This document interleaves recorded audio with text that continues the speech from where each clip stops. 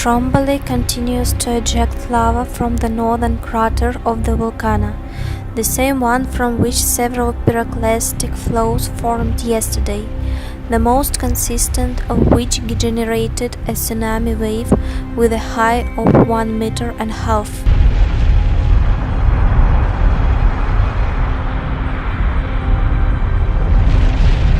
The lava flow is currently flowing along the natural path of Sciara, reaching the coastline and does not seem to be going to stop.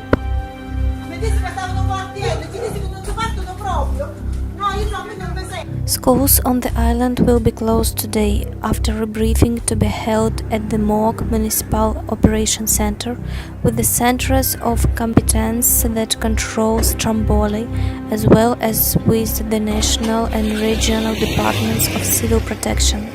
The mayor of Lipari will decide whether to temporarily stop excursions to the volcano.